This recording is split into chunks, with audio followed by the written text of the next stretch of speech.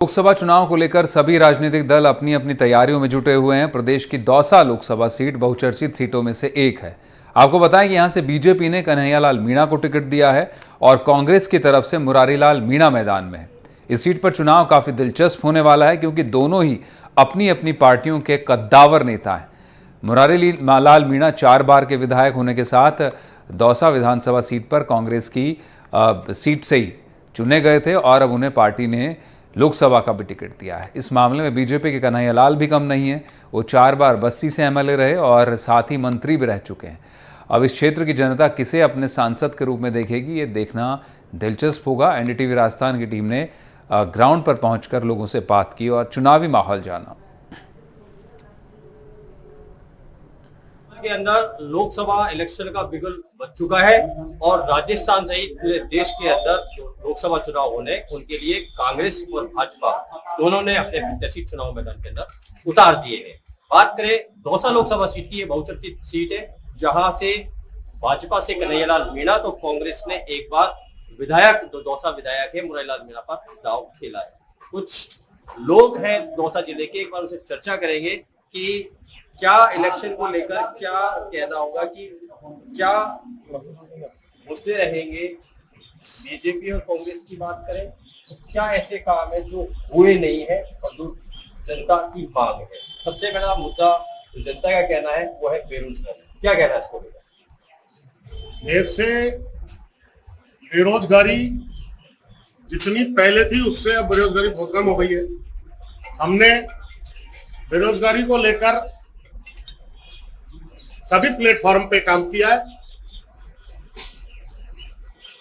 जैसे कि रेलवे है, कई सेक्टरों में हमने भयंकर नौकरी दी है और आगे भी इतने रोजगार के अवसर हम खोलने जा रहे हैं कि 2 करोड़ नौकरियां हम आगे देने का पूरा मानस बना चुके। दौसा लोकसभा सीट की बात करें कि वर्तमान में एमपी जसकौर मीणा का टिकट काटकर चेहरा चेंज किया है।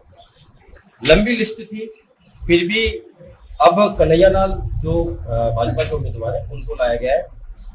वर्तमान के जो जसकौर मीणा है वो अपनी बेटी के लिए टिकट मांग रही थी, तो कद्दावर नेता मुरारीलाल मीणा अपने भाई के लिए टिकट मांग रहे। लेकिन जो कलह है वो कहीं ना कहीं खुलकर सामने आई दौसा लोकसभा सीट के अंदर भाजपा। इसको लेकर क्या कहना होगा? नहीं, इस तरह के हमारे यहाँ कोई कलह नहीं है। सभी कार्यकर्ताओं से, सभी पदाधिकारियों से पूछकर टिकट दिया जाता है। कन्हैयालाल जी भारतीय जनता पार्टी परिवार के बहुत पुराने जन्मदार भाजपा के कार्यकर्ता रहे हैं, मंत्री रहे हैं, 4 बार विधायक भी रहे हैं और हमारे पुराने जुड़े हुए हैं भाजपा के कार्यकर्ता। इस तरह का मनमुटाव हमारी पार्टी में नहीं होता है। सबों से राय लेकर पूरी जनता से भी राय ली जाती है इसमें कि किसको टिकट देना, तो इस तरह का मनमुटाव हमारे यहाँ कोई नहीं। बिल्कुल, कुछ कांग्रेसी भी है, उनसे भी एक बार जान लेते हैं कि सबसे पहले आपसे पूछना चाहते हैं, क्या दौसा लोकसभा सीट पर कांग्रेस ने मुरारीलाल मीणा को और बीजेपी से क्या मुद्दे रहेंगे और जो काम है विकास के वो क्या होने चाहिए? मुद्दे के रूप में तो आप ये देखिए, बेरोजगारी, महंगाई और ये जो डराने धमकाने की राजनीति चल रही है, एक आक्रोश है जनता में। ये तो हमारे प्रमुख मुद्दे रहेंगे। जो अभी हमारे भाई ने बताया 2 करोड़, ये 2 करोड़ का जुमला 2014 का है जो आज तक पूरा नहीं हो पा रहा। ये पब्लिक को सिर्फ मतलब बरगला रहे हैं, ऐसी कोई रोजगार पैदा नहीं कर रहे हैं। और रही बात यहाँ से सांसद बदलने की, तो आप ये देखिए पंडित नवल किशोर, राजेश पायलट और सचिन पायलट की धरती है दौसा। इसको इस रूप में जाना जाता था। इनको प्रत्याशी पिछले 5 वर्षों में यहाँ विकास के नाम पर दौसा जिला शून्य रहा है, इसलिए मजबूरन इनको अपना प्रत्याशी बदलना पड़ा। और निश्चित रूप से मुरारीलाल मीणा कांग्रेस के मजबूत प्रत्याशी है और यहाँ से अवश्य रूप से चुनाव जीतेंगे। क्या दौसा लोकसभा सीट पर क्या दौसा जो क्षेत्र है इसके अंदर क्या विकास के काम होंगे? विकास के रूप में तो आप दौसा जिले औद्योगिक रूप से विशेष रूप से इसमें काम होने चाहिए, औद्योगिक विकास होना चाहिए। दौसा जिला औद्योगिक रूप से बिल्कुल पिछड़ा हुआ है। और रही बात हमारे बांदीपुर विधानसभा क्षेत्र की, देखिए रेलवे का एक बहुत बड़ा सेक्टर है और पिछले 10 वर्षों से केंद्र में बीजेपी की सरकार है, लेकिन यहाँ रेलवे कॉलोनी इतनी एरिया में होने के बावजूद यहाँ विकास के नाम पर कुछ भी नहीं हुआ। यहाँ रैक पॉइंट होना चाहिए, यहाँ पहले माल लोडिंग अनलोडिंग होती थी, वो सुविधा होनी चाहिए। यहाँ इतनी जमीन पड़ी हुई है। कोई भी वाशिंग, कोई भी मतलब रेलवे से संबंधित कारखाना होना चाहिए, लोगों को रोजगार मिले। इसके अलावा यहाँ की इंडस्ट्री डेवलप होनी चाहिए और पानी के जो ERP की योजना उसको त्वरित रूप से सरकार को यहाँ लागू करना चाहिए, क्योंकि इसके लिए हमारे मुरारी लाल जी जो यहाँ से प्रत्याशी है, उन्होंने भागीरथ प्रयास हमारे यहाँ के उस समय तत्कालीन विधायक गरदास जी ठाणा के साथ मिलकर यहाँ ईसरदा प्रोजेक्ट लाकर या पानी पहुंचाने की व्यवस्था की, उसको तीव्र गति से काम होना चाहिए। बिल्कुल, बीजेपी कांग्रेस का कहना है कि ये जो ERCP का जो मुद्दा है उसको जल्द लागू करने की बात कर रही है। तो वही अब बात कर लेते हैं बीजेपी से ही, कि बीजेपी के जो कार्यकर्ता है, जरा इनसे ही बात कर लेते हैं कि क्या इनका कहना है कि भाजपा जुमलेबाजी कर रही है 2014 से इस नौकरियों की रोजगार के लिए, क्या कहना होगा इसको? भाजपा 2014 से जब से भाजपा की सरकार केंद्र में आई है और बेरोजगारी पर बहुत हद तक लगाम कसी गई है, और आज बेरोजगारी नाम की ऐसी कोई चीज है नहीं जैसे लोग बता रहे हैं, और देश निरंतर विकास की ओर बढ़ रहा है। और आने वाले 5 साल मोदी सरकार जो बनने वाली है, इसमें हमारे देश की अर्थव्यवस्था तीसरे नंबर की अर्थव्यवस्था होगी। इसमें कहीं भी ये चीज तो है नहीं की, और बहुत ज्यादा इन्होंने प्रयास हमारी सरकार ने किया है रोजगार देने के काम किया है। आज ये देख लो, रेहड़ी वाले, ठेले वालों सबों को लोन दिया जा रहा है। ये सब मोदी जी के प्रयास है निचले स्तर तक, ताकि लोग अपना स्वरोजगार कर सके और आत्मनिर्भर बन सके। कहना है कि 10 साल से बीजेपी सरकार केंद्र के अंदर रही, दौसा जो क्षेत्र है लोकसभा, इसके अंदर एक बड़ा रेलवे की जमीन खाली पड़ी रही, उद्योग की बात की गई लेकिन उद्योग नहीं लगा। इसको लेकर क्या कहना होगा? कांग्रेस ने आरोप लगाया। वो कांग्रेस का तो काम अब आरोप लगाने का रहेगा, उनके पास अब कोई मुद्दे नहीं है। और आप जो रेलवे का विकास जितना पिछले 10 सालों में हुआ है, उतना पिछले कांग्रेस के 50 साल के शासन में भी आज तक नहीं हुआ, आज तक नहीं हुआ। आप लोग अमृत भारत स्टेशन के तहत 500 से ऊपर स्टेशनों का जीर्णोद्धार हुआ है, उनका विकास हो। उसी श्रेणी के दौसा जिले में भी, दौसा में और बांदीपुर स्टेशन का भी अमृत भारत स्टेशन के तहत चयन हुआ। वंदे भारत ट्रेन चलाई जा रही है, तो रेलवे ने बहुत अच्छी निरंतर बहुत ऊंचाइयों पर है। और रही बात औद्योगिक कारखानों की, उनका एक प्रोसीजर चल रहा है, समय लगता है चीज, ठीक है, आने वाले समय में ये भी चीज। कांग्रेस के जो कद्दावर नेता है सचिन पायलट, उन्होंने कहा है कि सूद समेत हिसाब बराबर करेंगे 200 लोकसभा सीट। पिछले 15 साल से कांग्रेस लगाकर आ रही है, बीजेपी का सांसदों का कब्जा है। उन्होंने कहा कि सूद समेत वापिस करेंगे। कितना बयान सचिन पायलट का सही रहेगा? सपने देखने में कोई बुराई नहीं है, पायलट साहब सपने देख रहे हैं। राजस्थान की 25 सीट भारतीय जनता पार्टी के खाते में जा रही है, जिसमें 200 लोकसभा सीट भी है। और पार्टी का, हमारा मोदी जी का नारा है अब की बार 400 पार, ये बिल्कुल हकीकत है। और तीसरी बार मोदी सरकार, ये भी क्लियर है। और सपने देखने में कोई बुराई नहीं है, उनके पास कोई मुद्दे नहीं है, कोई विजन नहीं है, वो जनता के बीच में जा नहीं सकते हैं, क्योंकि मोदी जी का कार्य पूरे आम जन देख रहा है, पूरा वर्ल्ड देख रहा है। और हर व्यक्ति जो मतदाता, जो मतदान करने जाएगा, वो अपना भविष्य देखेगा, देश का भविष्य देखेगा, देश का विकास देखेगा, विकसित भारत को देखेगा, आत्मनिर्भर भारत को देखेगा। इस तर्ज पे वो मतदान देकर आएगा और भारतीय जनता पार्टी बहुत भारी मतों से जीतेगी, 25 की 25 लोकसभा सीटों में। बिल्कुल, कांग्रेस से बात करना चाहेंगे, आपसे भी पूछना चाहेंगे कि बीजेपी कह रही है 400 पार करेगी और राजस्थान के अंदर मिशन 25 पूरा करेगी। क्या हद तक लगता है कि क्या कांग्रेस का? ये तो देखो, शुरू से ही ये बीजेपी झूठ बोलना, पब्लिक को बरगलाना, ये इनका विशेष मुद्दा रहा। लेकिन ये संभवतः बड़ा मुश्किल है 400 पार। मैं आपको इस चैनल के माध्यम से आज बता दें कि ये 150 भी अगर क्रॉस कर जाए तो मैं आपके बीच में रहूंगा और ये चैनल भी आपके बीच में रहेगा। ऐसा कुछ नहीं है। आज देश के अंदर जिस तरह के हालात ये कर रखे हैं, वो किसी छुपावा नहीं है। आप देख लो, बेरोजगारी, महंगाई और ईडी के आतंक, जाति धर्म के नाम से वो इस तरह की व्यवस्था है। आज देश के अंदर पूरा धर्म निरपेक्ष राज है, कोई भी सब धर्मों को मानता है, राम सबके है। ये किसी एक पार्टी का राम नहीं है, पार्टी देश पूरे भारत देश का है। ये भगवान के स्वरूप है, इसको सबको ही मानना पड़ेगा और सब मानते हैं, लेकिन ये पार्टी तक सीमित भगवान का नाम नहीं है। इसलिए मैं आज आपको चैनल के माध्यम से बता सकता हूँ कि कांग्रेस के पास मुद्दे हैं, बीजेपी के पास कोई मुद्दे नहीं है। आपने देखो पूरे देश के अंदर निजीकरण किया, लोगों को बेरोजगार किया, क्या व्यवस्थाएं आपकी रही, आप सब जनता जानती है।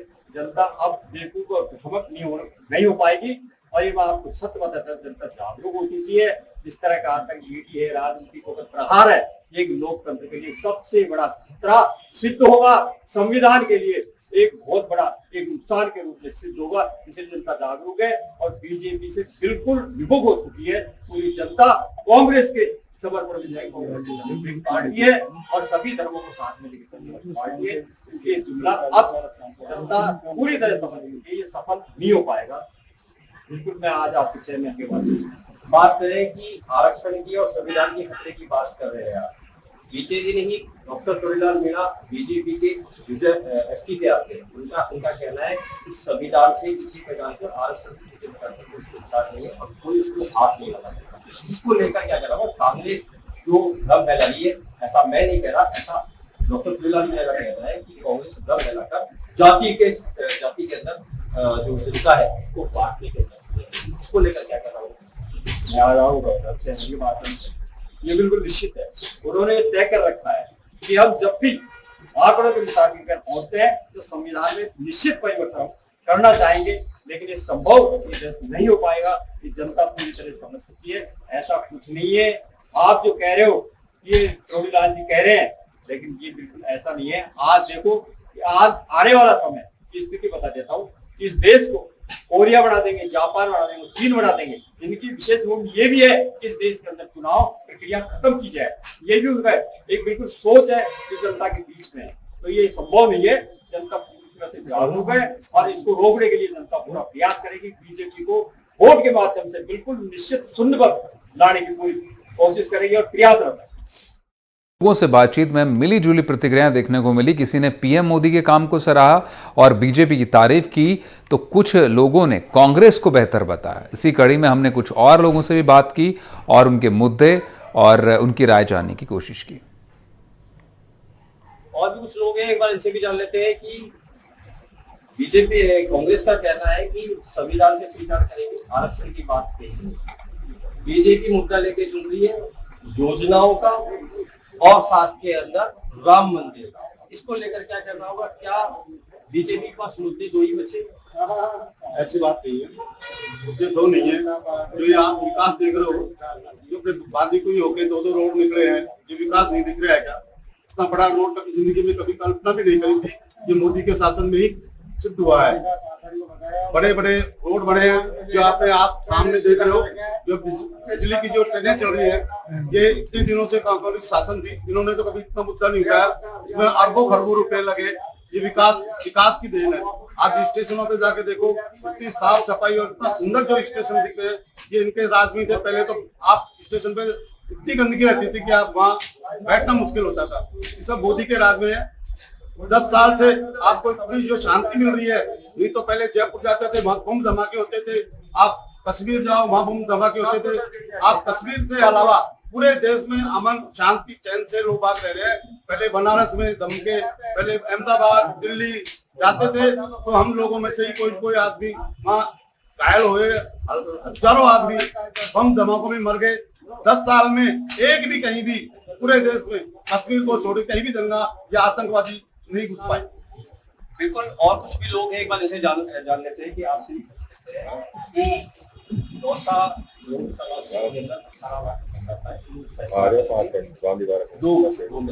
इसके वक्त पता है, लेकिन वर्तमान राम मंदिर मुद्दा और विकास योजना धरातल पर लेकर चुनाव। अब कांग्रेस का कहना है कि महंगाई और बेरोजगारी देश के अंदर है। दौसा की भी बात करें, युवा भटके हुए हैं, वो भी कह रहे हैं कि रोजगार आ रहा है। क्या लगता है कि पहली बात तो दौसा में 2 लोकसभा सीट है, इसको लेकर बीजेपी का है कि कांग्रेस हमेशा जातिवादों के अंदर बात के और इलेक्शन, इसको लेकर क्या? देखिए, मैं बता दूं, पहले जैसे इशू इनका सबसे पहला आया इसलिए बिल्कुल स्पष्ट है कि बेरोजगारी बहुत ज्यादा बढ़ गई है, अपनी चरम सीमा पे है। कि जिस देश की आबादी 60% युवा है, 60 से तो ज्यादा होने को जा रही है, उस देश के 60% युवा होने के बाद में अगर बेरोजगारी बढ़ रही है, आप समझो क्रियाशील व्यक्ति को कार्य करने की जगह नहीं मिल रही। उनको स्पेस नहीं मिल रहा है। देश, जिस भी देश की बड़ी आबादी रही है, उस देश में उस देश की तरक्की इसलिए हुई है कि वहां लोगों को बेहतर रोजगार के अवसर मिले हैं, उन्होंने काम किया है तो देश की तरक्की हुई है। जब काम ही लोगों को नहीं मिलेगा तो देश की तरक्की कैसे होगी? दूसरी बात, अभी ये बीजेपी के जो हमारे सज्जन है ये बोल रहे थे कि भी रेलवे में 50-70 सालों में कोई काम नहीं किया जितना हमने 10 साल में कर दिया। इन्होंने कहा कि भाई जीर्णोद्धार किया है स्टेशन का, तो भाई स्टेशन हमने बनाए तभी तो जीर्णोद्धार आपने किया। अगर हम लोग नहीं बना रहे होते कांग्रेस के शासन में, तो आप जीर्णोद्धार किसका कर रहे होते? आप नहीं बनाओ उसकी बात करो, जीर्णोद्धार तो हमारी चीजों करते आ रहे हो। अभी इन्होंने कहा कि भी ये जो इसमें दो हाईवे बना के, इसमें जैसे एक्सप्रेस वे अभी ये आया है, इनको पता नहीं है एक्सप्रेस वे कांग्रेस की योजना थी, जिसको बोलते थे दिल्ली मुंबई इंडस्ट्री कॉरिडोर। उस कॉरिडोर में ये तय हुआ था उस समय कि दिल्ली से मुंबई तक एक रास्ता जाएगा। उस दिल्ली से मुंबई तक रास्ता जाने में उसके आसपास के जितने भी औद्योगिक क्षेत्र है, उन सबको उससे कनेक्ट करके उनको सेठ क्षेत्र में लिया जाएगा और उनको डेवलप किया जाएगा। इन्होंने क्या किया? हवा में एक बना दिया, न तो इधर उतरोगे न उधर उतरोगे, कोई सेठ क्षेत्र कनेक्ट नहीं, किसी तरीके से कनेक्टिविटी नहीं। आपने तो उसको जो योजना थी उसको तोड़ा है, तोड़ के एक प्रॉपर रास्ता बना दिया। अब जाने आने से तरक्की नहीं होती है, सड़कें जा रही है, बहुत सी सड़कें जा रही है, तरक्की नहीं है। तरक्की कैसे है? जब डेवलपमेंट के उस तरह के प्रयास किए जाए। औद्योगिक क्षेत्र जैसे यहाँ स्टोन का होता, तो यहाँ ऐसी इंडस्ट्री डेवलप करते हैं, क्षेत्र डेवलप करते हैं, ये करना चाहिए था इनको। बांदीगी में रेलवे की लंबी चौड़ी जमीन है, यहाँ जब प्रॉपर उसका एक चैनल है, एक रास्ता है, यहाँ से 2-3 जगह ट्रेनें आती जाती रहती है, इनको एक ड्राई सीज बना देना चाहिए था। ड्राई पोर्ट बना दिया, ड्राई पोर्ट बनता तो ऑटोमेटिक सब लोग कनेक्ट हो जाते। ये इनकी पॉलिसी होनी चाहिए, ये बजानी है। इनको पता नहीं है क्या डेवलपमेंट होनी। तो आपको पता नहीं है डेवलपमेंट क्या होना चाहिए, तो आप क्या डेवलपमेंट करेंगे? कोई भी 3 डेवलपमेंट बढ़ेगी इनकी बीजेपी के शासन में, इनके 10 साल के सांसदों ने करवा दिया हो, उसको आप बता दो। बात करें कि वर्तमान स्थिति की कांग्रेस और बीजेपी किसका पलड़ा भारी होगा? देखिए, मैं इस तरीके से माहौल चल रहा है, जैसे ये लोग बातें कर रहे हैं, जैसे आम जन की आप राय लेते हैं, आम जन बहुत ज्यादा त्रस्त है, उसकी योजना उसकी त्रस्त है, वो पूरी तरीके से इम्प्लीमेंट नहीं होती है, ज्यादातर कोई अस्तित्व नहीं है। बेरोजगारी की युवा है, हर तरीके से नए मुद्दे ले आते हैं, सांप्रदायिक विवादों को जन्म देते हैं, कभी किस मुद्दे पे कभी किस मुद्दे पे ये लेके आ जाते हैं। पास कोई विकास का जैसे कोई मुद्दा नहीं है। इन चीजों को लेकर लोगों का रुझान है कि वो कांग्रेस के पक्ष में इस बार जाएंगे, कांग्रेस अलायंस के पक्ष में इस बार जाएंगे, और ये पूरा देश देखेगा। इस बार जो जातिवादी सांप्रदायिक ताकतें हैं, जो किसी मंदिर मस्जिद के मुद्दों को लेकर चलता है, उनको लोग करारा जवाब देंगे कि लोगों को विकास चाहिए, लोगों को रोटी चाहिए, लोगों को कपड़ा चाहिए, लोगों को मकान चाहिए, लोगों को अच्छी आर्थिक सुविधाएं चाहिए। लेकिन कहना है कि 2 करोड़ मकान प्रधानमंत्री योजना के आवास पर बनाएंगे। प्रधानमंत्री आवास योजना की मैं आपको बात बता दूं क्या है। जब से बीजेपी शासन आया उसमें क्या हुआ, 2 बड़े इन्होंने वो किए, एक तो थी नोटबंदी, और नोटबंदी के बाद में दूसरा इन्होंने जो किया वो किया पर्टिकुलर जीएसटी। उसके बाद से क्या हुआ कि लोगों के पास में नोटबंदी के बाद में लोगों की इकोनॉमिक पोजीशन वीक हुई, बाजार में रुपए की तरलता कम हो गई। जब रुपए की तरलता कम हो गई तो ये आप पक्का तय मानिए, उस समय बैंक खुद की पॉलिसी बनाती है, वो लोन के जरिए लोगों के माध्यम से पैसा उसको देती है। ये यूनिवर्सल पॉलिसी है, इसमें इनका कोई विशेष योगदान नहीं। अगर ये नहीं कर रहे होते तो आप देखना कि भूखमरी बहुत ज्यादा बढ़ जाती, लोग परेशान रहते बहुत ज्यादा, रोजगार तो था नहीं, इनको तो करना था उसको, तो वो कोई विशेष उपलब्धि नहीं है। ये तो इन्होंने किया जो बहुत कम किया, इससे ज्यादा करना चाहिए था इनको।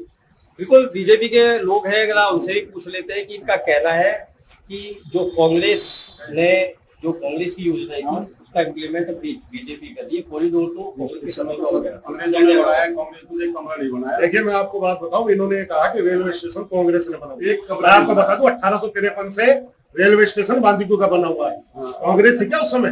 अंग्रेज जितने भी स्टेशन बने अंग्रेजों के शासन में बने। दूसरा, रोजगार स्टार्टअप की योजना किसने चालू करी? आपको जानकारी दे दो कि लोग सरकारी नौकरियां छोड़कर अपने स्टार्टअप कर रहे हैं। जो युवा विदेशों में जाके नौकरी कर रहे थे वो अब वापस अपने भारत में आ रहे हैं, स्टार्टअप की योजना चालू की है। आपको पता है कि भारत की इकोनॉमी कौन से नंबर पे पहुंच गई? 5 नंबर पर। कांग्रेस शासन में कौन सा नंबर पे? 10वें नंबर पे। क्या बात करते हैं हम रोजगार की? अगर रोजगार नहीं मिलता, जीएसटी नहीं आता, कलेक्शन नहीं होता, जीडीपी 5 नंबर पे पहुंचे थी। तीसरे का आकलन हमारा है, अगले शासन में तीसरे नंबर पर भारत की जीडीपी पहुंचेगी। एक, अब मैं बात करता हूं दूसरी, इन्होंने कहा कि काम क्या नहीं हुए, जितने काम इस 10 साल में हुए बिल्कुल मेरे मित्र ने, मेरे अध्यक्ष ने कहा कि जितने 10 साल में काम हुए उतने आज तक के इतिहास में काम नहीं हुए। भारतीय जनता पार्टी और मोदी जी की सरकार दिनों दिन और रात पूरे देश की तरक्की में, आज के देशों में जाके देखिए हमारे भारत का नाम कहाँ ऊंचा है। हमारे युवा जो यूक्रेन में फंस गए थे, रूस और यूक्रेन की लड़ाई में, आज वो युद्ध रोककर उनको निकाला जाता है। किसकी वजह से? मोदी जी की वजह से, इस भारतीय जनता पार्टी की सरकार से। बिल्कुल कहना है कि जो भाजपा है उसने अच्छे काम किए, ऐसा इनका कहना है। एक बार फिर कांग्रेस से बात कर लेते हैं। एक बार आपसे पूछना चाहेंगे कि लगातार कह रहे हैं कि विकास की गति 10 साल के अंदर आई है। मैं इनके मुद्दों के जवाब देना चाहता हूँ आपको। इन्होंने बोला भारतीय अर्थव्यवस्था तीसरे नंबर की अर्थव्यवस्था है।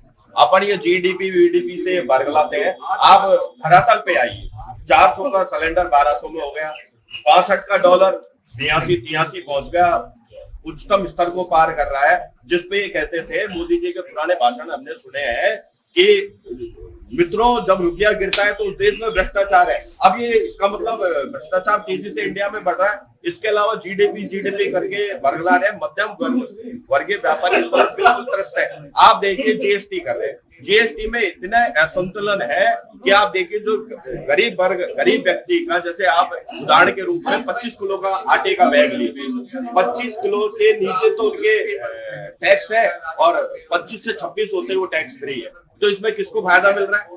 और रही बात ये स्टेशनों के जीर्णोद्धार की, और अमृत स्टेशन इनकी कह रहे हैं स्टेशनों पे सुविधाएं बढ़ रही है, वाकई में कोई बुराई वाली बात नहीं है। लेकिन ये सब आने वाली मार मध्यम वर्गीय और हम जैसे लोगों पे पड़ने वाली है। तो ये सब शून्य जनता को भ्रमित करने की, बरगलाने की सांप्रदायिक राजनीति कर रहे हैं जो नहीं चलने वाली है। इस समय भारी बहुमत से मतलब गठबंधन अपना असर इन चुनाव में दिखाने वाला है और बीजेपी सत्ता से बाहर होने वाली है। दौसा लोकसभा सीट पर 18 लाख करीब मतदाता है। 8 विधानसभा है जिसके अंदर कांग्रेस और भाजपा दोनों के आमने सामने का कड़ा मुकाबला है। अब देखते हैं कि ताज किसके सर पर सजता है, ये आने वाला समय बताएगा। 19 अप्रैल को मतदान होना है और मतदान के अंदर जनता फैसला करेगी कि भाजपा या कांग्रेस। ये जनता के ऊपर डिपेंड करता है कि जनता आखिर किसके ऊपर ताज सजवाती है, ये आने वाला समय बताएगा। कैमरा पर्सन के साथ देवेंद्र नरूका, एलडीटीवी, दौसा।